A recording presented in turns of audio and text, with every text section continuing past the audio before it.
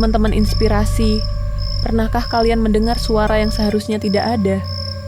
Bukan suara hewan malam, bukan deru angin, bukan pula desir dedaunan, suara yang muncul tiba-tiba. Padahal, tidak ada satu makhluk pun di sekitar kita. Suara seperti itu pernah terekam.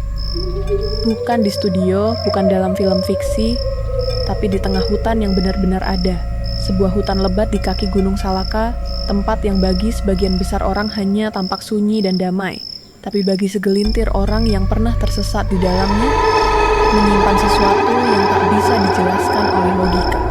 Hari ini, di cerita penuh makna inspirasi, kami ingin mengajak kalian menelusuri jejak 4 orang mahasiswa pecinta alam yang masuk ke hutan dengan niat baik, meneliti flora, mendokumentasikan suara alam, dan menikmati ketenangan yang hanya bisa ditemukan jauh dari kebisingan kota. Namun perjalanan mereka berubah menjadi sesuatu yang jauh lebih kelam. Salah satu dari mereka tidak pernah kembali, dan yang tersisa hanya rekaman, berisi suara-suara yang tak seharusnya ada. Inilah kisah suara tersembunyi di hutan, kisah nyata yang menggetarkan, sebuah cerita nyata yang tersimpan di antara dedaunan dan akar, di mana ketenangan menyimpan bisikan yang mengancam kewarasan. Kisah ini bukan sekadar misteri, tapi juga peringatan bahwa ada hal-hal yang mungkin lebih baik tidak disentuh oleh manusia. Kami akan membawakan cerita ini dalam 12 bagian, dengan harapan setiap episodenya bukan hanya membangun rasa penasaran, tapi juga menggugah kesadaran kita tentang betapa rapuhnya batas antara yang terlihat dan yang tersembunyi. Sebelum kita mulai menyusuri kisah ini lebih dalam, jangan lupa untuk like. Bagikan cerita ini kepada teman yang suka hal-hal mistis dan misteri. Tuliskan komentar jika kalian pernah mengalami kejadian serupa. Dan tentu saja, subscribe ke channel Cerita Penuh Makna Inspirasi, agar kalian tidak ketinggalan bagian-bagian selanjutnya dari cerita ini. Mari kita mulai. Rekaman itu hanyalah permulaan, sebuah suara samar dalam kaset tua yang tak sengaja ditemukan kembali oleh seorang penyintas. Tapi untuk memahami apa yang benar-benar terjadi, kita harus kembali ke awal, ke hari ketika mereka pertama kali melangkahkan kaki di kaki Gunung Salaka, dengan ransel, penuh semangat dan kepala yang dipenuhi idealisme muda. 4 orang mahasiswa pecinta alam dari sebuah universitas negeri di Jakarta. Adit, Dika, Rina, dan Yoga.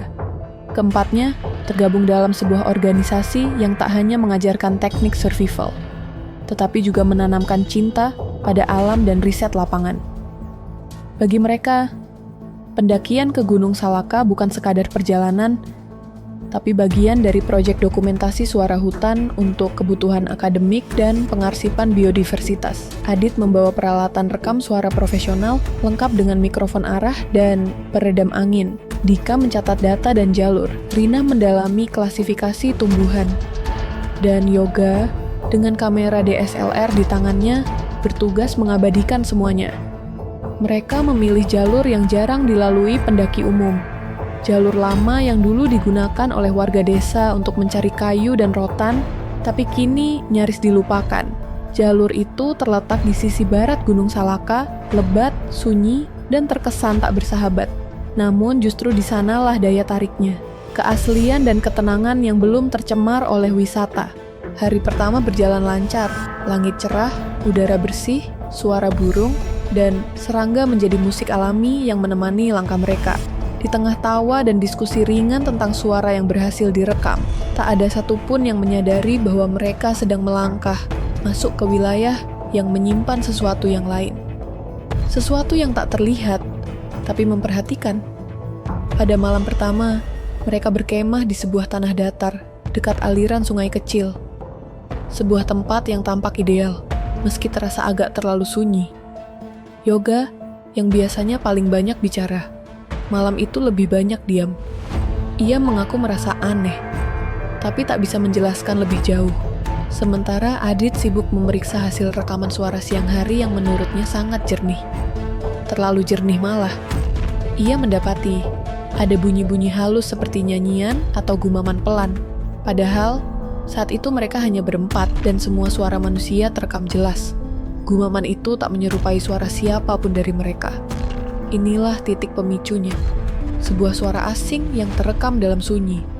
Dan dari situ, keanehan mulai muncul satu demi satu. Pada malam kedua, Rina melaporkan bahwa ia merasa seperti diperhatikan. Bahkan sempat mengira melihat bayangan melintas di sela pohon. Tapi karena tak ada bukti, mereka menganggap itu sugesti akibat kelelahan. Namun keesokan paginya, jalur yang mereka lewati terasa berbeda. Kompas Yoga menunjuk ke arah yang tak masuk akal. GPS mati total meski baterai penuh. Peta yang mereka pegang tak lagi cocok dengan kondisi medan. Seolah-olah hutan berubah bentuk. Adit mulai panik. Rina merasa muntah-muntah. Dika masih mencoba berpikir logis, mengira mereka hanya tersesat sedikit. Tapi semakin mereka berjalan, semakin kabur arah yang dituju. Dan di malam ketiga, suara-suara itu kembali. Kali ini lebih jelas. Ada suara tawa anak kecil di kejauhan. Suara ranting patah yang datang dari segala arah, meski angin sama sekali tak bertiup. Dan di antara semua itu, terdengar sekali suara seseorang yang menyebut nama Rina berulang kali. Rina yang mendengar rekaman itu langsung pucat. Ia yakin itu bukan editan. Ia tahu persis. Ia pernah mendengar suara itu sebelumnya. Tapi entah di mana. Inilah momen di mana kepanikan berubah menjadi ketakutan murni. Mereka menyadari bahwa mereka bukan hanya tersesat secara geografis, tapi juga sedang ditarik masuk ke dalam dimensi yang tak bisa dijelaskan. Seperti ada sesuatu di hutan itu yang ingin mereka tetap tinggal, atau setidaknya tidak pernah keluar lagi. Dan dari semua itu, satu hal menjadi jelas. Mereka tidak sendirian di hutan. Ada sesuatu yang mengikuti. Dan entah bagaimana, suara-suara itu mulai memengaruhi cara mereka berpikir dan bertindak. Cerita belum benar-benar dimulai. Apa yang terjadi selanjutnya adalah awal dari kegelapan yang tak pernah mereka bayangkan sebelumnya. Mereka tidak sendirian di hutan. Ada sesuatu yang mengikuti. Dan entah bagaimana, suara-suara itu mulai memengaruhi cara mereka berpikir dan bertindak. Pagi keempat dimulai dalam diam. Tidak ada suara canda khas Dika. Tidak ada suara riuh tenda dibongkar seperti biasa. Bahkan, burung pun terasa enggan berkicau. Seperti seluruh hutan ikut menahan napas.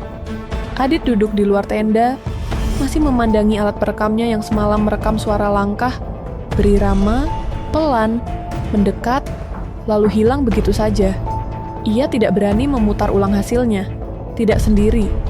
Yoga yang biasanya penuh inisiatif soal rute, pagi itu malah kehilangan arah. Ia berdiri mematung memandangi peta lusuh yang kini seperti tidak lagi berfungsi. Jalur yang kemarin mereka lalui mendadak tertutup semak liar, seolah belum pernah dilewati siapapun. Pohon-pohon tampak lebih tinggi, lebih padat, dan lebih rapat dari sebelumnya. Bahkan akar-akarnya terasa mencengkram tanah dengan cara yang aneh. Seolah hutan itu hidup dan sedang bergerak. Rina tampak paling terpukul. Wajahnya pucat, tubuhnya lemas, dan sesekali ia menggigil seperti menahan rasa dingin yang tidak wajar. Ia berkata samar bahwa ia mendengar namanya dipanggil lagi semalam. Kali ini lebih dekat, lebih jelas. Dan yang paling membuatnya takut, ia merasa mengenal suara itu.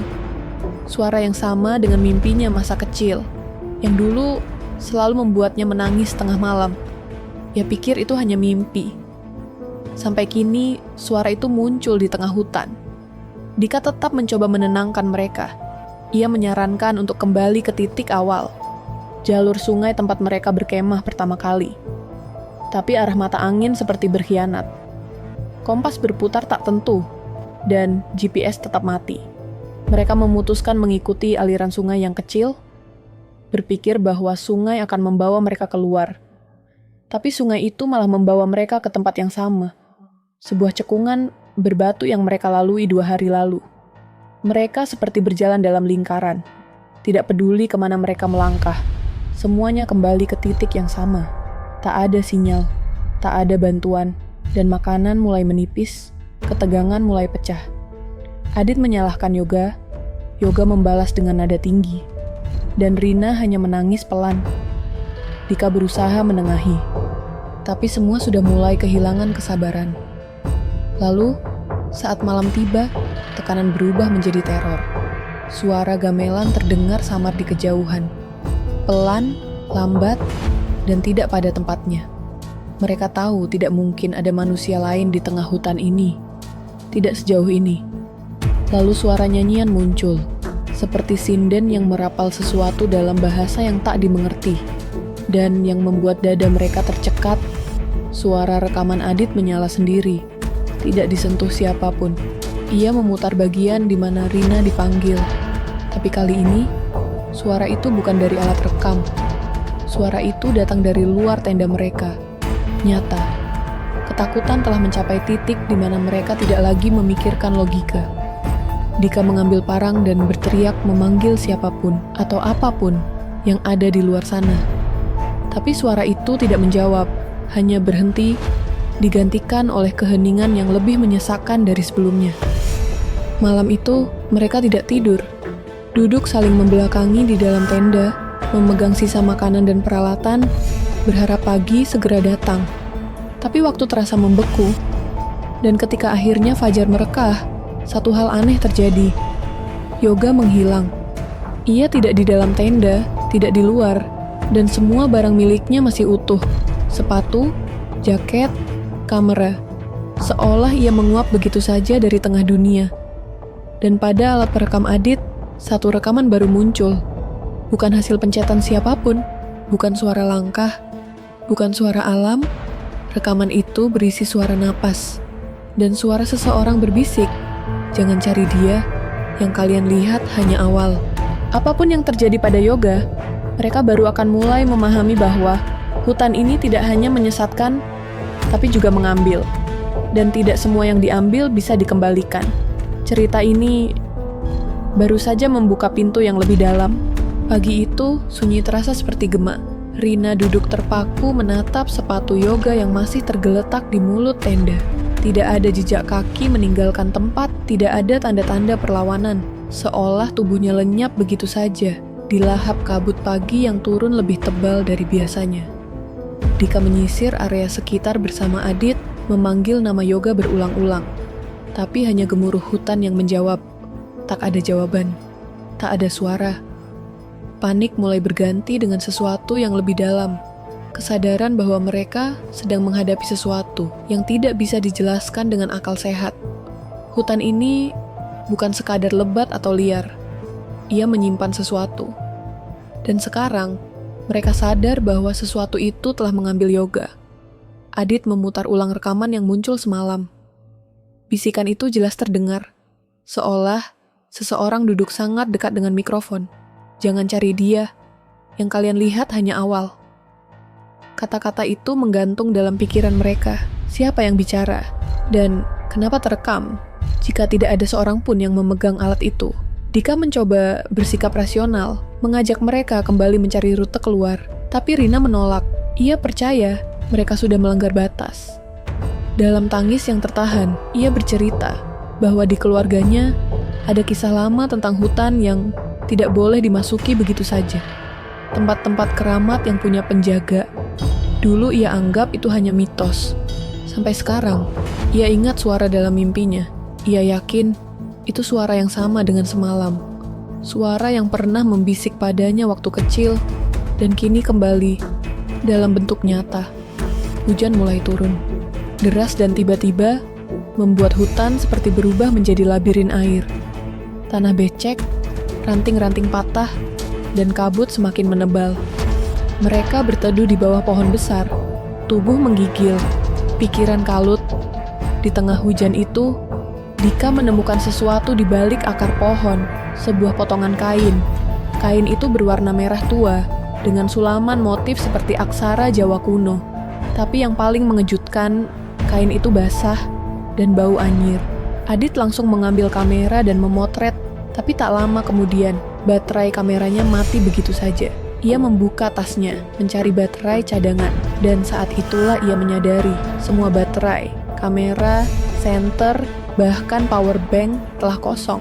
Padahal semalam mereka baru mengecek dan semua masih penuh. Kondisi fisik mereka juga mulai menurun. Rina semakin pucat, sering melamun dan berbicara sendiri. Adit mulai mimisan, dan mengeluh bahwa malam-malam terakhir ia tidak bisa tidur karena merasa ada yang berdiri menatap dari balik semak. Dika mulai ragu apakah ini semua bisa mereka selesaikan, atau apakah mereka akan keluar dari hutan ini sama sekali. Lalu malam datang lagi, dan sesuatu berubah. Tidak ada suara binatang malam, tidak ada jangkrik, tidak ada burung hantu. Hanya suara angin dan langkah pelan. Langkah satu orang menyusuri tanah basah. Lalu terdengar bisikan, bukan dari satu arah, tapi dari segala arah. Seperti dinding suara yang melingkupi mereka. Adit menyalakan alat rekam, berharap bisa merekam sesuatu. Tapi suara itu terdengar bahkan tanpa alat. Mereka semua mendengarnya kini. Kata-kata samar yang mengulang-ulang. Sudah waktunya kembali, tapi tidak semua akan pulang. Rina mulai gemetar hebat. Ia menutup telinga dan menangis. Tubuhnya meringkuk di tanah. Dika memeluknya erat. Adit menatap kosong ke gelap hutan. Malam itu terasa lebih panjang dari biasanya. Dan mereka bertiga sadar, sesuatu sedang memilih. Pagi pun datang. Matahari muncul perlahan dari balik kabut. Tapi saat Dika membuka matanya, ia langsung menyadari Adit tidak ada di tempat tidurnya. Dan kali ini tidak ada suara, tidak ada bisikan, hanya keheningan yang terasa seperti jawaban. Hutan ini sedang menghitung siapa yang boleh pulang. Saat Dika terbangun dan menyadari Adit telah menghilang, dadanya langsung terasa sesak. Rina masih meringkuk di sudut tenda. Tubuhnya gemetar dan napasnya pendek-pendek. Tapi sosok Adit, yang tadi malam sempat duduk diam memandangi hutan dalam diam, benar-benar tak tampak dimanapun. Tasnya masih ada. Jaketnya tergantung di tali tenda. Tapi orangnya seperti lenyap di telan kabut pagi yang kembali menebal. Dika memanggil-manggil, berlari ke arah semak tempat terakhir Adit buang air semalam, berharap akan menemukan jejak kaki atau tanda kepergiannya. Tapi lagi-lagi, seperti kejadian yoga sebelumnya, tidak ada satupun bekas langkah. Seolah hutan ini tidak hanya menelan tubuh, tapi juga meniadakan jejak. Hutan ini bukan tempat biasa. Ia menyimpan logikanya sendiri. Sisa hari itu mereka habiskan dalam ketakutan dan keputusasaan. Rina nyaris tak berbicara, sesekali melamun, lalu tiba-tiba tertawa kecil seperti mendengar sesuatu yang tidak terdengar oleh orang lain. Dika mulai menyadari perubahan itu tidak hanya terjadi secara fisik, tapi juga batin. Semakin lama mereka berada di sini, semakin kabut batas antara nyata dan tidak. Menjelang sore, kabut tidak kunjung hilang. Meski seharusnya matahari tinggi, warna hutan berubah keabu-abuan dan cahaya terasa seperti disaring oleh sesuatu yang tidak alami. Lalu, entah dari mana, Dika mulai mencium bau menyan yang samar. Ia menengok dan melihat Rina sedang duduk bersila menghadap ke arah timur, tangannya terangkat pelan, bibirnya berkomat kamit. Suara Rina sangat pelan, seperti sedang membaca sesuatu. Tapi kata-katanya bukan bahasa Indonesia, bukan juga bahasa Jawa yang biasa ia dengar. Itu seperti doa dalam lidah kuno yang menimbulkan getaran aneh di dada. Dika mencoba menyentuh bahunya dan menghentikannya, tapi begitu ia menyentuh, Rina membuka mata. Matanya hitam sepenuhnya, tanpa bola mata putih. Rina pingsan sesaat setelah itu, tubuhnya kejang sebentar lalu lemas. Dika panik, mengguyur wajahnya dengan air sisa minum. Ia bangun perlahan, menatap Dika dengan sorot kosong, lalu berkata, "Kita harus ke atas. Dia sedang menunggu." Dika bertanya siapa dia, tapi Rina hanya menunjuk ke arah utara, ke arah jalur yang menanjak, penuh akar dan semak. Dalam kondisi setengah sadar, mereka mendaki ke arah yang Rina tunjuk. Hujan rintik mulai turun, dan kabut semakin padat, hingga jarak pandang hanya beberapa meter. Tapi ada sesuatu yang memanggil, seolah ada tali tak kasat mata yang menarik mereka ke satu titik tertentu. Mereka sampai di sebuah bukit kecil, dan di sana berdiri sebuah batu besar, tinggi sekitar 2 meter, dengan permukaan ditumbuhi lumut tebal. Tapi yang membuat Dika terdiam bukanlah bentuk batunya, melainkan ukiran samar di sisinya. Wajah manusia dengan mata kosong dan mulut terbuka, seperti menjerit. Di bawahnya tertulis aksara yang tak ia kenali, namun terasa familiar. Rina berlutut di hadapan batu itu dan mulai menangis. Ia berbisik bahwa ia mengingat semua ini, tempat ini, Suara-suara itu. Ia mengaku pernah dibawa ke tempat ini dalam mimpi berkali-kali sejak kecil, bahwa ia adalah bagian dari sesuatu yang lebih tua dari dirinya sendiri. Dika mulai merasa dunia di sekelilingnya berputar. Udara menjadi berat, seperti menekan dada. Telinganya berdengung, dan ia mulai mendengar suara-suara itu lagi. Tapi kali ini bukan hanya bisikan.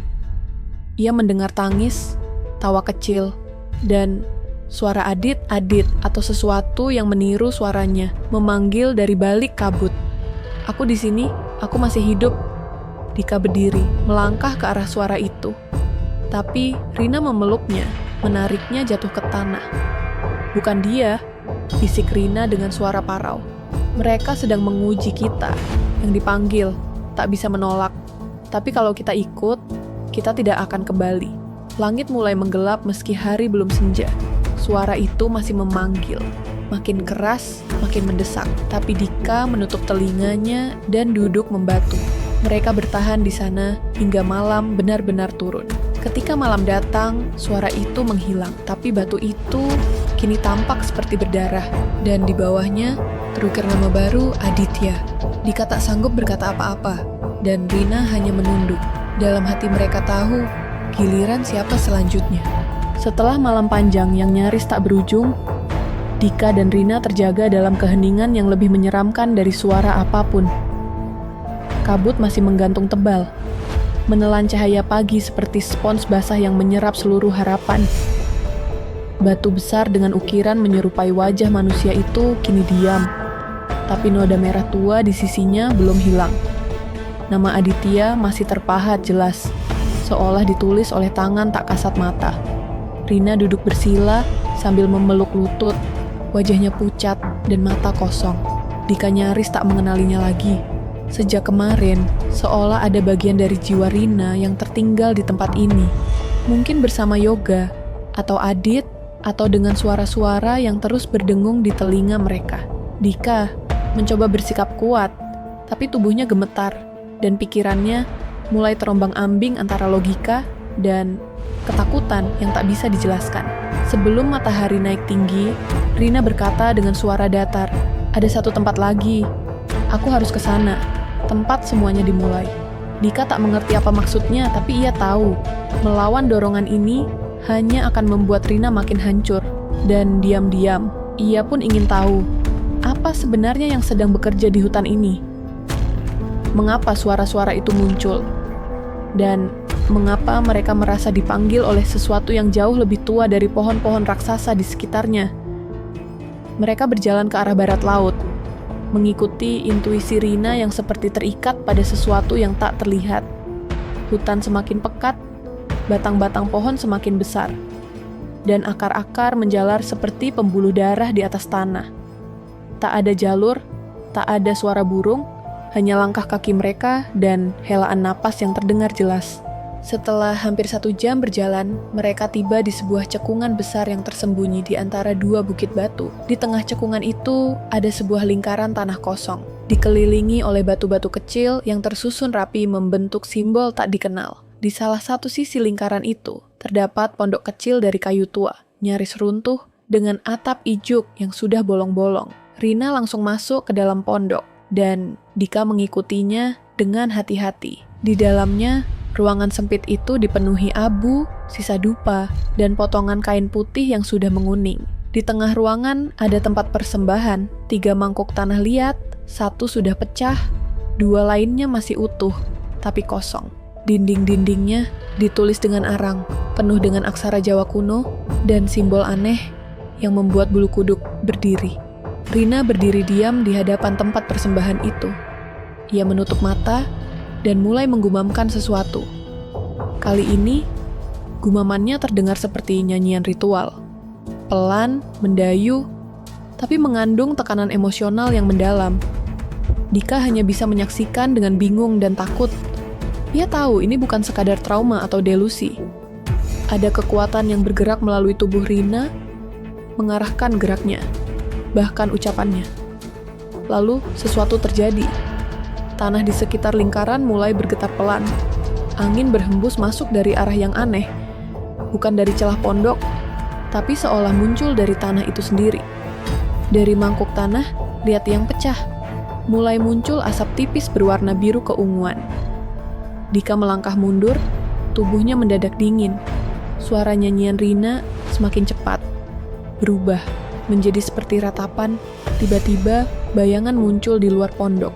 Siluet seseorang berdiri tak jauh dari lingkaran batu. Dika membeku. Sosok itu tinggi, kurus dan wajahnya tidak punya mata. Hanya rongga kosong dan senyum yang terlalu lebar untuk ukuran wajah manusia. Sosok itu tidak bergerak, hanya menatap mereka dalam diam. Rina ambruk ke lantai. Dika menjerit, menarik tubuhnya keluar pondok. Tapi begitu mereka keluar, sosok itu sudah menghilang. Tanah di tengah lingkaran kini menghitam, seolah terbakar dari dalam. Dan tepat di tengah lingkaran, muncul simbol baru. Satu lingkaran kecil di dalam segitiga, dikelilingi garis spiral yang berputar ke arah kiri. Simbol itu menyala sesaat, lalu padam. Rina terbangun dengan napas tersengal. Ia menangis, menutupi wajahnya dengan kedua tangan. Ritualnya belum selesai. Dulu, mereka gagal. Sekarang, hutan menuntut kita untuk menyelesaikannya. Mereka tidak ingin dilepaskan. Dika merasa dunia di sekelilingnya mulai kehilangan bentuk. Ia tak lagi tahu mana kenyataan, mana mimpi buruk. Tapi satu hal pasti, ia dan Rina telah masuk terlalu jauh. Dan keluar dari sini bukan lagi soal arah, tapi soal kehendak dari sesuatu yang hidup di balik kabut ini. Dan malam itu, untuk pertama kalinya, Rina menyebutkan nama makhluk itu. Bukan dalam gumaman, tapi dalam kesadaran penuh. Banaspati. Dan sejak saat itu, semuanya berubah. Menyebut nama itu seolah melepaskan kunci dari sesuatu yang selama ini terkunci rapat di kedalaman hutan. Banaspati. Sebuah kata kuno yang terdengar asing namun terasa sangat akrab di alam bawah sadar. Seakan-akan roh leluhur yang terlupakan ikut bergidik mendengarnya. Suasana di sekeliling mereka berubah drastis. Langit terasa lebih berat, udara lebih padat, dan setiap helai daun berdesir bukan oleh angin, tapi oleh bisikan dari arah yang tak bisa ditunjuk. Dika, yang selama ini mencoba mengandalkan logika, kini tak lagi sanggup menyangkal bahwa apapun yang mereka hadapi bukan sekadar delusi. Wajah Rina tampak seperti orang yang baru saja tersadar dari hipnosis. Matanya sayu, tapi tenang. Ada sesuatu dalam dirinya yang berbeda. Ia bukan hanya ketakutan, ia seperti diambil alih. Mereka kembali ke perkemahan yang kini lebih mirip kuburan terbuka. Tenda-tenda telah runtuh, perlengkapan berserakan, dan kabut masih tebal menggantung, seperti tak rela membiarkan cahaya masuk. Rina duduk di depan api unggun yang nyaris padam. Ia meraba lehernya sendiri, lalu berbisik. Banaspati tidak suka dilupakan. Ia menuntut pengakuan. Dan setiap pengakuan butuh korban. Dika hanya bisa diam. Pertanyaannya terlalu banyak, tapi jawabannya selalu mengarah pada satu hal.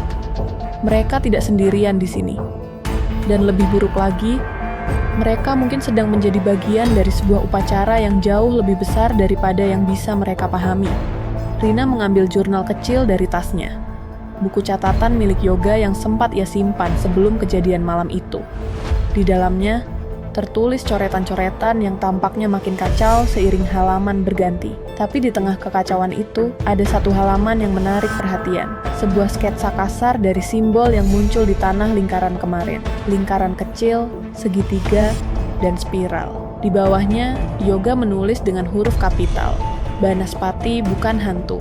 Ia adalah hasil, ia adalah bayaran. Bayaran untuk apa? Dika tak berani menebak.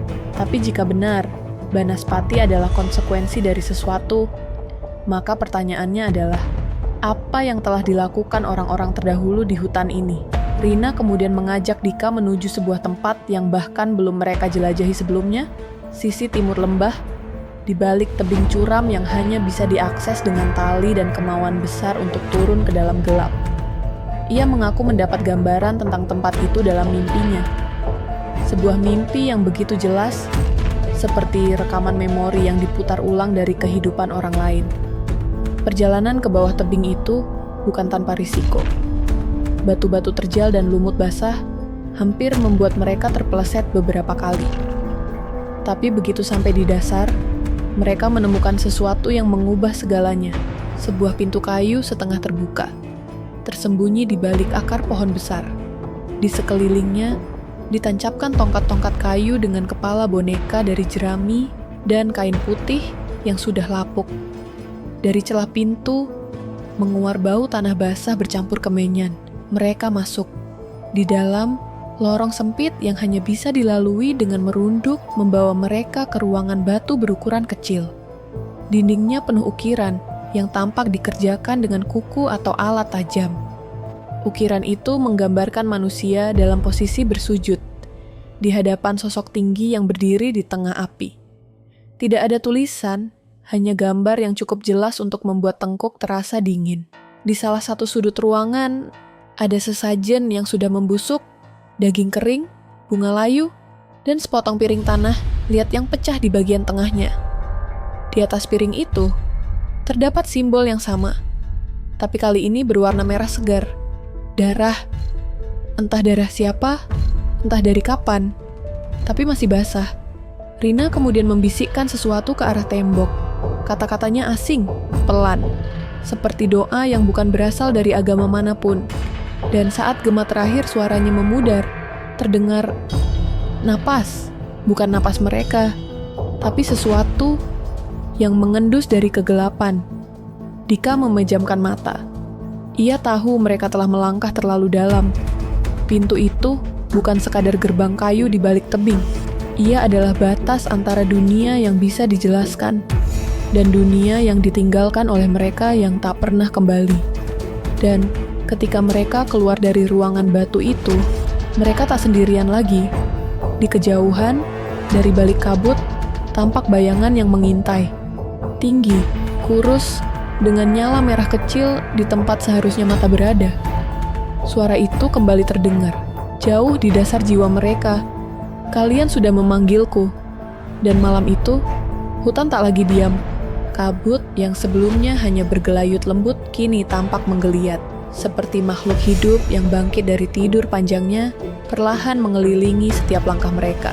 Pohon-pohon yang semula berdiri tegak mulai terlihat seakan bergerak, menyempitkan ruang dan menyerap suara. Dika dan Rina berjalan dalam diam, menyadari bahwa setelah membuka pintu itu, baik secara harfiah maupun gaib, mereka telah mengizinkan sesuatu masuk ke dalam hidup mereka. Sesuatu yang tidak akan pergi begitu saja. Mereka kembali ke atas dengan langkah berat. Nafas pendek, tangan gemetar, dan kesadaran bahwa mereka sekarang bukan lagi pengamat, tetapi telah menjadi bagian dari kisah yang tak diinginkan. Dan hutan, entah bagaimana, tahu betul kehadiran mereka. Semesta di sekeliling berubah menjadi labirin rasa takut yang tak berujung. Tenda mereka kini benar-benar rata. Benda-benda berserakan, bukan karena angin, melainkan seperti diacak dengan sengaja. Kamera milik Yoga yang ditemukan Rina di antara semak masih menyala. Ketika Dika memutarnya, rekaman terakhir memperlihatkan sesuatu yang membuat napas mereka tercekat. Dalam video itu, tampak Yoga tengah berlari sambil terengah. Kamera terayun-ayun. Tapi, pada detik-detik terakhir, terdengar suara berbisik, sangat dekat dengan mikrofon, bukan bahasa manusia, tapi lebih seperti lidah kuno, penuh klik dan bisikan panjang. Dan di frame terakhir, muncul sesosok bayangan yang menyentak tajam ke arah lensa. Diikuti suara teriakan, bukan dari mulut, tapi seolah dari dalam kepala. Malam itu, Dika dan Rina mencoba bertahan di bawah sebatang pohon beringin. Tapi mereka tidak bisa tidur, tidak dengan suara-suara yang mulai berdatangan dari arah berlawanan. Tertawa, tangis, goresan kuku di kulit batang pohon. Semua datang bersamaan, dalam pola acak yang membuat mereka seperti hidup di tengah siaran radio dunia arwah. Dan saat tengah malam tiba, sesuatu yang lebih nyata muncul. Langkah kaki, langkah berat, menyeret, datang dari arah lembah. Langkah yang tak tergesa, tapi pasti, seperti sosok yang tahu persis kemana harus melangkah. Dika berdiri, memegang batu besar, satu-satunya senjata yang ia punya. Rina menarik napas panjang, matanya menatap lurus ke arah suara. Mereka tak berniat lari lagi. Tidak malam ini. Bayangan itu muncul perlahan dari balik kabut. Tinggi, kurus, dengan kepala yang tampak membakar seperti bara kecil. Bukan api yang menyala terang, tapi cahaya merah membara dari dalam tengkoraknya. Ia tak berjalan. Ia melayang rendah, dengan suara seperti kulit terbakar dan tulang retak. Rina gemetar, tapi kemudian ia mengambil garam dari kantong kecil di jaketnya. Warisan dari ritual kecil yang diajarkan neneknya dulu. Ia menggenggamnya erat, lalu menyebarkannya, membentuk lingkaran di sekeliling mereka. Dika bergeming, berdiri tegak di sisi Rina, walau hatinya bergetar hebat. Mereka berdua tahu, yang datang ini bukan hantu biasa. Ini adalah sesuatu yang lahir dari janji yang dilanggar dan darah yang tertumpah. Banaspati berhenti di batas lingkaran garam. Matanya, atau bara itu, berkedip lambat. Lalu terdengar suara berat yang keluar dari dadanya. Suara yang menggema langsung ke dalam kepala mereka. Yang membuka harus menutup. Yang memanggil harus mengganti. Tubuh Rina seketika membungkuk, seperti ada beban luar biasa di pundaknya. Darah mengalir dari hidungnya. Dika mendekapnya erat. Tapi sebelum ia bisa berkata apa-apa, Rina sudah pingsan dalam pelukannya. Dan ketika ia mengangkat wajahnya kembali ke arah Banaspati, sosok itu telah lenyap, tapi udara di sekitar terasa jauh lebih panas. Dan dari kejauhan terdengar bunyi denting logam, seperti lonceng dari altar tua. Malam itu tak berakhir dengan kelegaan. Justru sebaliknya, malam itu menandai dimulainya babak baru, perburuan. Dika kini tahu bahwa mereka telah menjadi target. Bukan lagi penjelajah yang tersesat, tapi tumbal yang sedang dihitung waktunya. Dan waktu itu mulai menipis. Sejak malam yang diliputi teror itu, Dika tak bisa lagi memejamkan mata tanpa melihat kilasan wajah Banaspati di balik kelopak matanya. Bukan sekadar mimpi buruk, melainkan kenangan yang tertanam seperti racun dalam benaknya. Rina masih terbaring lemah. Tubuhnya dingin seperti habis ditarik dari kolam kematian. Setiap kali ia terbangun, ia hanya mengucapkan satu kalimat. Yang memanggil harus mengganti. Kalimat itu menggema terus, seperti mantra yang tak berhenti menuntut korban. Pagi datang tanpa kehangatan. Kabut masih menggantung rendah, dan matahari pun seolah enggan menembus dahan-dahan raksasa hutan itu.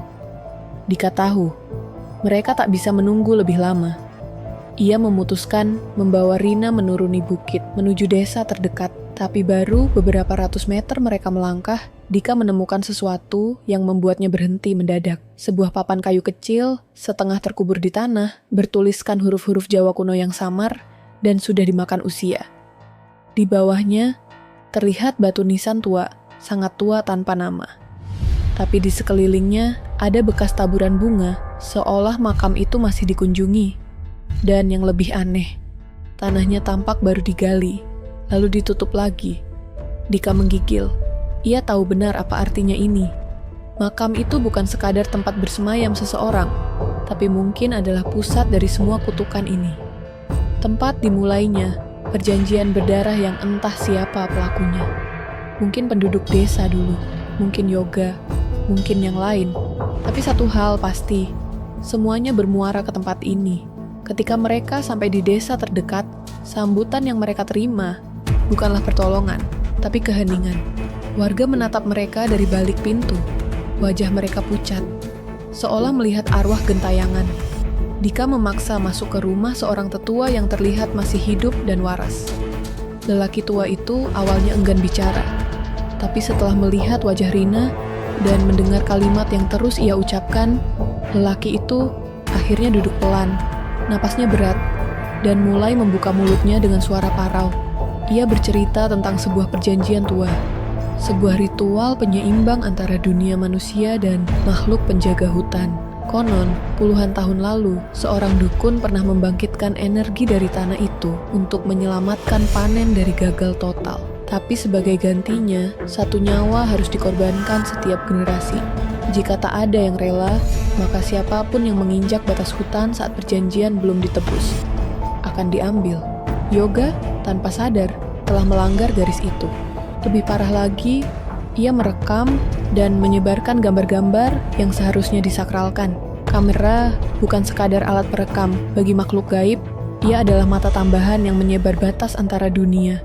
Dan kini, mata itu telah terbuka terlalu lebar. Kalau kalian ingin keluar hidup-hidup, ujar sang tetua, kalian harus kembalikan semuanya. Kamera, rekaman, bahkan niat untuk mengungkapkannya ke dunia luar. Dika terdiam. Dunia harus tahu kebenaran ini. Tapi harga yang harus dibayar terlalu besar. Rina sudah setengah jiwanya hilang. Dirinya sendiri mungkin tinggal menunggu giliran. Tapi masih ada waktu, mungkin. Dan ketika malam kembali datang, suara lonceng itu terdengar lagi. Lebih keras, lebih dekat. Seolah peringatan itu berubah menjadi panggilan. Sebuah panggilan terakhir sebelum takdir mereka ditutup rapat oleh tanah hutan yang telah haus akan nyawa. Malam yang kembali menurunkan selimut gelapnya itu tidak membawa ketenangan. Malah sebaliknya, udara semakin pekat dengan ketegangan yang hampir bisa dirasakan di setiap helaan napas. Dika dan Rina kini berdiri di persimpangan yang tak bisa lagi mereka hindari. Setelah mendengar cerita sang tetua, mereka tahu bahwa memilih untuk tetap melanjutkan pencarian kebenaran bukanlah perkara mudah. Bahkan bisa berujung pada kehancuran total. Dika memandang wajah Rina yang pucat dan rapuh, seakan setiap detik yang berlalu menuntut lebih banyak pengorbanan. Namun, dalam matanya juga terpancar tekad yang tak ingin menyerah pada kekuatan yang mengintai. Mereka tidak hanya berhadapan dengan sosok Banaspati yang menyeramkan, tapi juga dengan janji tua yang membelenggu hutan dan para penghuninya. Mereka kembali ke lokasi makam tua yang tadi ditemukan, berusaha mencari tanda-tanda apa yang sebenarnya harus dilakukan agar perjanjian itu bisa ditutup dengan benar. Ternyata bukan hanya pengembalian barang-barang terlarang seperti kamera dan rekaman, tapi ada ritual yang harus dilakukan untuk menenangkan jiwa-jiwa yang terperangkap. Ritual yang hanya bisa dijalankan oleh mereka yang sanggup menanggung beban masa lalu dan kepercayaan leluhur. Rina, walau masih lemah, memutuskan untuk ikut dalam ritual itu. Ada sesuatu dalam dirinya yang sudah tersentuh oleh energi hutan, seperti bagian jiwanya mulai terikat dengan kekuatan gaib tersebut. Sedangkan Dika, meski takut, siap menjadi pelindung dan pendamping. Mereka tahu risiko besar menunggu, namun tidak ada jalan lain. Hari demi hari, mereka mempersiapkan diri, mempelajari mantra dan cara menyiapkan sesaji dari sang tetua desa. Dalam prosesnya, hubungan mereka diuji bukan hanya oleh rasa takut, tapi juga oleh dilema moral dan pertarungan batin. Apakah mereka pantas menuntut keadilan di dunia yang tak terlihat? Ataukah sebaiknya menyerah dan membiarkan rahasia hutan tetap terkubur demi keselamatan diri? Puncaknya datang saat malam ritual tiba. Hutan berubah menjadi panggung yang gelap dan sunyi, kecuali untuk suara bisikan angin dan gemerisik daun. Rina berdiri di tengah lingkaran sesaji. Matanya kosong, namun penuh energi. Dika menyaksikan dengan jantung berdegup kencang, mengerahkan seluruh keberaniannya untuk memandu ritual tersebut. Namun, tepat ketika mantra hampir selesai diucapkan, angin kencang menerpa, dan sesosok bayangan yang lebih besar dari Banaspati muncul. Sosok itu tidak menyerang, tapi menatap tajam, seakan menilai keberanian mereka. Rina dan Dika merasakan getaran kuat, bukan hanya dari makhluk itu, tapi dari seluruh alam sekitar. Dan dalam detik-detik itu, mereka sadar bahwa janji dan pilihan yang mereka pegang bukan hanya soal hidup dan mati, tapi tentang menjaga keseimbangan yang rapuh antara dunia manusia dan dunia yang tak kasat mata.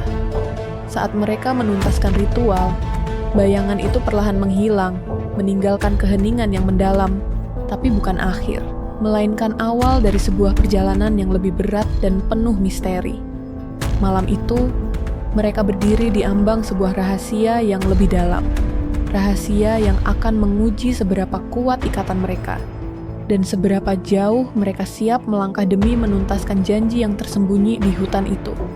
Narasi akan berlanjut ke babak berikutnya, di mana bahaya semakin nyata dan pilihan harus dibuat dengan hati yang paling tulus. Setelah ritual yang melelahkan dan penuh ketegangan, Dika dan Rina menyadari bahwa mereka belum sepenuhnya terbebas dari bayang-bayang gelap yang menyelimuti hutan tersebut. Justru sebaliknya, Sesuatu yang lebih kelam dan berbahaya mulai mengintai dari dalam kegelapan. Suara-suara aneh yang terdengar bukan lagi sekadar bisikan, melainkan teriakan yang menyayat jiwa, seolah roh-roh yang belum tenang menuntut jawaban. Kedua sahabat itu kembali ke lokasi awal yang dulu mereka anggap aman. Sebuah pondok tua di tengah hutan yang kini terasa asing dan penuh bahaya. Di sana, mereka menemukan sebuah kotak kayu berukir yang tersembunyi di bawah lantai pondok. Kotak itu berisi barang-barang pusaka kuno, sebuah keris dengan ukiran misterius, sebuah buku catatan lusuh yang penuh coretan tanda-tanda ritual, dan sebuah surat yang memperingatkan tentang kutukan yang lebih besar daripada yang mereka duga. Isi surat itu mengungkapkan kebenaran yang mengejutkan. Banaspati bukanlah satu-satunya makhluk yang menjaga hutan tersebut. Ada entitas lain yang lebih tua dan lebih kuat, yang bangkit ketika janji lama dilanggar. Entitas itu menjaga keseimbangan dengan cara yang mengerikan dan siap menuntut harga mahal bagi siapapun yang berani mengusik dunia mereka. Rina merasakan tubuhnya lemah, tapi pikirannya semakin tajam. Dia tahu bahwa satu-satunya jalan keluar adalah menghadapi kegelapan itu secara langsung. Dengan dukungan Dika, mereka mempersiapkan diri untuk memasuki bagian terdalam hutan, tempat di mana tak ada manusia berani menjejakkan kaki tanpa mengalami kehilangan. Setiap langkah mereka diiringi dengan suara alam yang berubah menjadi simfoni menyeramkan. Angin membawa aroma busuk dan bisikan dari masa lalu yang terlupakan. Namun, semangat mereka tak pernah padam. Bahkan ketika mereka merasakan kehadiran sesuatu yang membekukan darah. Dalam puncak malam yang paling gelap, mereka menemukan sebuah gua tersembunyi, tempat roh-roh penjaga itu bersemayam. Dengan hati berdebar dan jiwa yang diliputi ketakutan serta harapan, mereka memasuki gua tersebut, siap menghadapi apapun yang menanti. Dan saat pintu gua perlahan tertutup di belakang mereka, hanya ada satu hal yang bisa dipastikan, perjalanan mereka belum berakhir. Malah, inilah awal dari babak terakhir, pertarungan antara manusia dengan kekuatan tak kasat mata, yang ingin menjaga rahasia hutan tetap tersembunyi selamanya. Kisah ini akan segera mencapai puncaknya. Teman-teman, bersiaplah untuk bagian terakhir yang penuh kejutan dan pengungkapan yang tak terduga. Perjalanan yang kita ikuti bersama dalam Suara Tersembunyi di Hutan, kisah nyata yang menggetarkan. Bukan sekadar cerita tentang makhluk gaib atau misteri alam yang sulit dijelaskan. Lebih dari itu, kisah ini mengajarkan kita tentang keberanian menghadapi ketakutan terdalam, pentingnya menjaga janji dan keharmonisan dengan alam, serta bagaimana batas antara dunia nyata dan dunia yang tak kasat mata seringkali lebih tipis dari yang kita kira. Melalui pengalaman Dika dan Rina, kita diingatkan bahwa setiap rahasia, betapapun mengerikannya, menyimpan makna dan pelajaran yang dapat menguatkan jiwa. Kadang, untuk menemukan terang dalam kegelapan, kita harus berani melangkah ke dalam ketidakpastian, dengan hati yang terbuka dan penuh pengharapan. Kini, saat cerita ini mencapai akhirnya, saya ingin mengajak teman-teman inspirasi untuk merenungkan. Apakah, menurut kalian, dunia gaib benar-benar ada di sekitar kita? Dan bagaimana seharusnya kita bersikap terhadap hal-hal yang tak bisa kita lihat namun terasa nyata? Tuliskan pendapat dan pengalaman kalian di kolom komentar, karena setiap cerita dan pandangan dari kalian sangat berarti. Jangan lupa untuk memberi like jika kalian merasa cerita ini menyentuh hati dan membuka pikiran. Bagikan juga video ini kepada orang-orang terdekat yang mungkin membutuhkan inspirasi atau keberanian menghadapi ketakutan mereka sendiri. Dan tentu saja, subscribe channel Cerita Penuh Makna Inspirasi agar tidak ketinggalan cerita-cerita menarik berikutnya yang penuh makna dan inspirasi. Terima kasih sudah bersama kami dalam perjalanan Suara Tersembunyi di Hutan, kisah nyata yang menggetarkan. Sampai jumpa di kisah selanjutnya, teman-teman inspirasi.